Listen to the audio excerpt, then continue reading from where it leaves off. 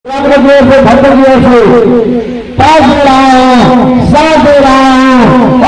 के दरबार में इस बात को तय करने के लिए के साथ हमारे माननीय विधायक यशस्वी विधायक जी का स्वागत अभिनंदन उनके विभाग में फोटो क्लिक करो ना।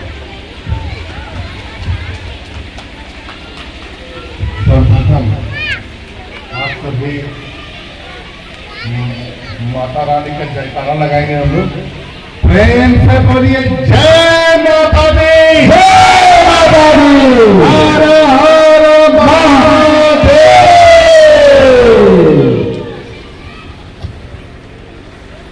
सर्वप्रथम पोखला की धरती को मैं दोनों हाथ जोड़ करके शीश झुका करके प्रणाम करता हूँ और मैया के प्रांगण में है, सरस्वती मैया के भी प्रांगण में है, दुर्गा मैया के भी प्रांगण में है, महादेव जी के भी प्रांगण में है। तो इस प्रांगण में मैं प्रणाम करता हूँ।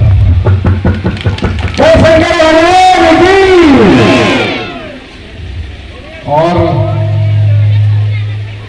नवरात्रि का आज 9वां दिन है। माता शक्ति की आराधना की जा रही है। इसी उपलक्ष्य में यहाँ पर कार्यक्रम हो रहा है। वीडियो कर रहे हैं। तो सर्वप्रथम मैं आप सभी को आभार और धन्यवाद देता हूँ। यहाँ के तमाम पूजा कमेटी को मैं धन्यवाद और आभार करता हूँ। उन्होंने मुझे आमंत्रित किया और मेरी भी भूख ऐसी थी कि आपके आमंत्रण को मैंने तुरंत हाँ कहा और मैं कहूंगा कि माँ ने बुलाया है और बेटा दौड़ा हुआ आएगा।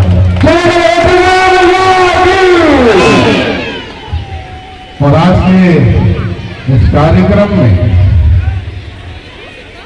जिनके साथ हम लोग चल करके आए हैं और हमारे पार्टी के वरिष्ठ नेता भी हैं और समाज सेवी भी हैं, जिन्होंने मुझे फोन से बताया कि पोखला आना है और उनके आदेश का और आप सभी के आदेश का पालन करते हुए मैं यहाँ पर आया। ऐसे हमारे महेश वर्मा जी और हमारे साथ पथरगड्ढा से चल करके आए हुए हमारे बड़े भैया जो हरदम मेरे साथ रहते हैं, दिन हो या रात हो हमेशा इन्होंने मेरे साथ साये की भांति और कहिए कि मैं अर्जुन हूं तो हमारे कृष्ण हैं। ऐसे हमारे बड़े भैया विजय दांगी जी और यहाँ की पूर्व मुखिया बहन जी ने भी, दीदी ने भी मुझे कई बार फोन किया। मैंने दीदी को भी आश्वस्त किया था कि दीदी मैं आऊंगा। हमारे पूर्व मुखिया दासो देवी जी हमारे साथ तीरंदाज से चल करके आए हुए। हमारे मैं इनके बारे में क्या कहूं, ये फूल भी है चांद भी है, मतलब फूल के जैसा महकते हैं और चांद के जैसा शीतल है।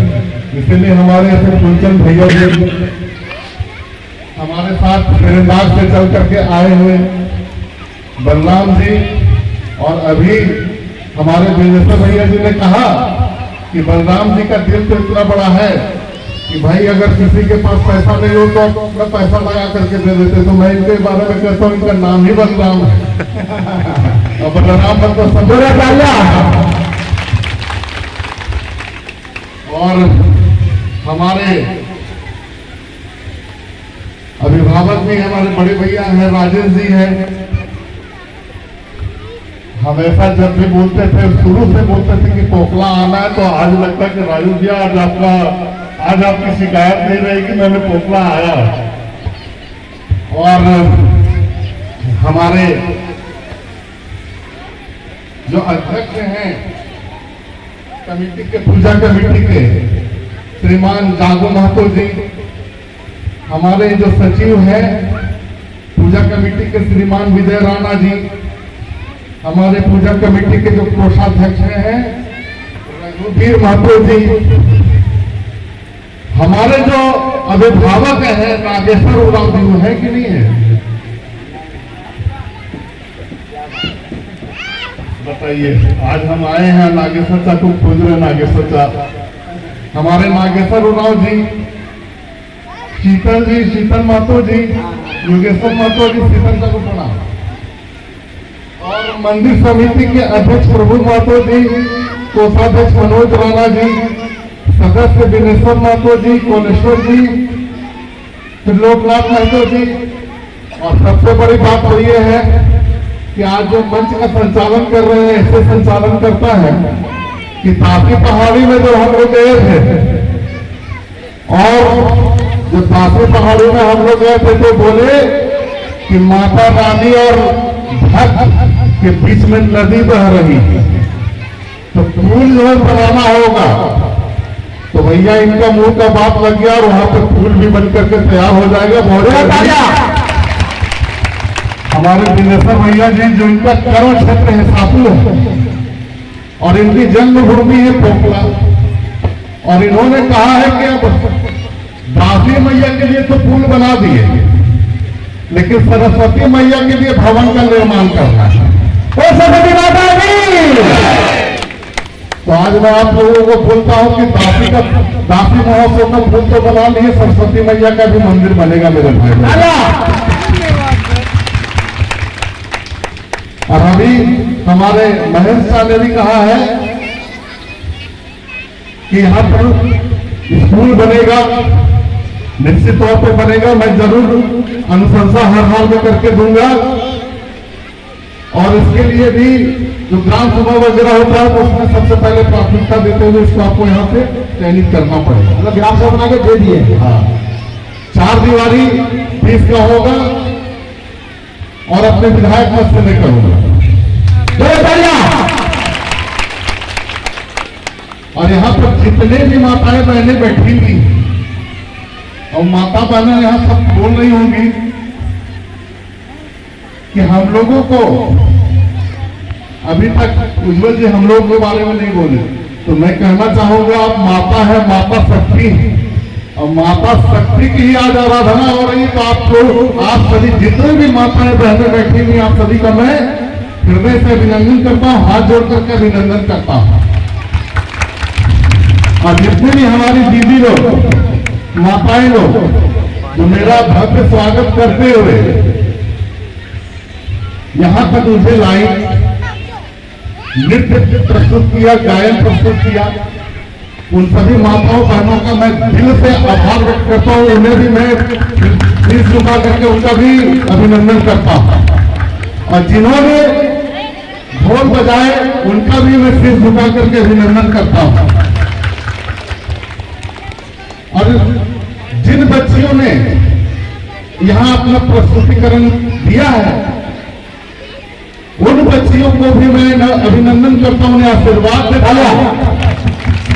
और यहाँ जितने भी बच्चे बैठे हुए सभी को मैं आशीर्वाद देता हूँ, और यहाँ पर जितने भी बड़े हैं, बुजुर्ग हैं, युवा साथी हैं, सभी का मैं हृदय से अभिनंदन करता हूँ। मेरे भाई बहनों, नवरात्रि का जो पर्व होता है, ये पर्व एक उद्देश्य हमें सिखाया जाता है, एक सीख हमें देती है। नवरात्रि में हम किसकी उपासना करते हैं? माता दुर्गा, माता सरस्वती और माता लक्ष्मी, गणेश भगवान, कार्तिकेय भगवान। लेकिन मुख्य रूप से नारी शक्ति की पूजा की जाती है, और हमारे देश भारत को ही ये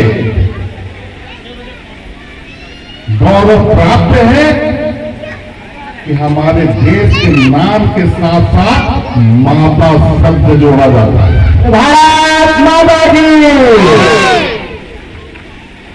कहीं आपने किसी देश के साथ नहीं सुना होगा, अमेरिका के साथ माता शब्द जुड़े हुए नहीं सुना होगा।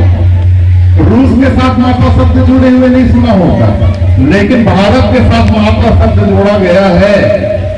और इसके पीछे सबसे बड़ा कारण यही है कि ये वो देश है जहां मैया सीता भी पूजी जाती है। यही वो देश है जहां मैया सावित्री भी पूजी जाती है। यही वो देश है जहां राधा रानी भी पूजी जाती है।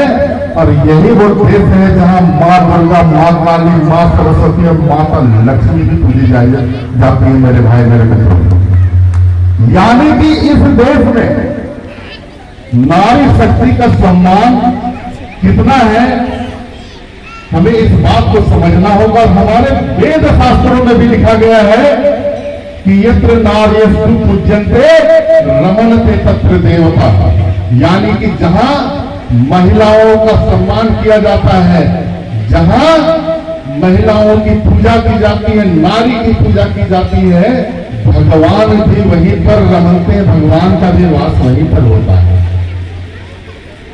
और इस नवरात्रि की पूजा का एक ही उद्देश्य है, नारी शक्ति का सम्मान करो, यानी कि बेटी बचाओ, बेटी पढ़ाओ और बेटी को आगे बढ़ाओ। मेरे भाई, तो बेटी बचाओ, बेटी बचाओ दिया जाता है। ये गर्भपात जो हो महाकलंक है, महापाप है, माँ दुर्गा का इससे अपमान होता है। इसीलिए माँ दुर्गा स्वयं नारी है। माँ दुर्गा कन्या रूप में रहती है ना, और 9 कन्या का भोजन हम लोग कराते हैं कि नहीं कराते हैं? कराते हैं ना। तो 9 कन्या का भोजन जब कराते हैं तो सोचिए कि यहाँ पर कन्या को जन्म देने से पहले ही मार दिया जाता है, तो ये कितना बड़ा महापाप है।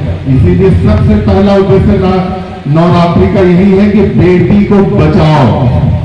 और जब कन्या बड़ी होती है तो दहेज लिया जाता है। दहेज की बड़ी बेटी से हमारे बेटियां पड़ जाती हैं, जो एक अभिशाप है। दहेज प्रथा के खिलाफ भी हमें आवाज उठानी होगी। नवरात्रि का ये ही उद्देश्य है कि दहेज हटाओ। दूसरी, बेटी को पढ़ाओ। आज भी देख लीजिए हमारे देश में स्त्री साक्षरता का प्रतिशत बहुत कम है, और उसका सबसे बड़ा कारण है कि आज भी ये मानसिकता कहीं ना कहीं चल रही है कि बेटी को क्यों पढ़ाए, शादी ब्याह करके तो घर भेज देना, ससुराल भेज देना। और वैसे भी कहीं कहीं लोग बेटी को बोझ समझते हैं। तो मैं उनसे यही कहना चाहता हूं, बेटियां घर की बोझ नहीं होती है, बेटियां घर की लक्ष्मी होती है। और मैं आपको बता दूं, हमारे शिक्षा की देवी, हमारे विद्या की देवी माता सरस्वती है ना। अब माता सरस्वती की क्या पूजा हम लोग करते हैं ना नवरात्रि में। तो जब हमारे देश में माता सरस्वती को विद्या की देवी कहा जाता है, तो यहाँ पर तो लाखों करोड़ों सरस्वती बैठी हुई है, फिर वो पढ़ाई लिखाई से वंचित कैसे रह जाए, क्यों रह जाए? इसीलिए नवरात्रि का दूसरा उद्देश्य है कि बेटी को पढ़ाओ। और नवरात्रि का तीसरा उद्देश्य है कि बेटी को आगे बढ़ाओ। यानी कि आज देख लीजिए हमारे देश में कंधे से कंधे मिलाकर के पुरुषों का साथ अगर हमारी माताएं बहनें दे रही हैं, चाहे वो नौकरी के क्षेत्र में हो, व्यवसाय के क्षेत्र में हो या किसी अन्य क्षेत्र में हो, तो जब हमारी माताएं बहनें कदम से कदम मिलाकर के पुरुषों का साथ दे रही हैं, तो हमारी माताएं बहनें आगे बढ़ने का भी अधिकार रखती हैं। तो आज इसी कारण से हमारे देश के यशस्वी प्रधानमंत्री आदरणीय नरेंद्र भाई मोदी जी ने ये प्रस्ताव लाया और उसे सदन में पारित भी कर दिया गया कि किसी भी संगठन या संस्था से लेकर के सरकार तक 33% भागीदारी महिलाओं की। यानी किसी एनजीओ में अगर महिलाएं काम करी तो एनजीओ वालों को 33% भागीदारी महिलाओं को रखना पड़ेगा। किसी पार्टी या सामाजिक संगठन से है तो 33% महिलाओं को आगे बढ़ाना होगा। नौकरी में भी 33% महिलाएं आगे आएंगी, राजनीति के क्षेत्र में भी 33% महिलाएं आगे आएंगी। तो महिलाओं को बढ़ाने के लिए, हमारे देश की नारियों को बढ़ाने के लिए आदरणीय नरेंद्र भाई मोदी जी ने 33% आरक्षण रखा है मेरे भाई मेरे मित्रों। और यही नवरात्रि का तीसरा मुख्य उद्देश्य है कि बेटी को आगे बढ़ाओ। और मैं ज्यादा कुछ नहीं कहूंगा, मैं सिर्फ इतना ही कहना चाहता हूं कि मैं आपका बेटा था, बेटा हूं और बेटा रहूंगा। आपके सुख दुख में हमेशा मैं खड़ा रहूंगा, आपके सम्मान की रक्षा करूंगा। अभी जितने भी आप सभी ने मांगे रखी हैं उस मांगों को तो मैं पूरा करूंगा, और आप जब जब बुलाएंगे मैं तब तक मैं आऊंगा। यही शब्दों के साथ अपनी वाणी को विराम देता हूँ। जय मां दुर्गा।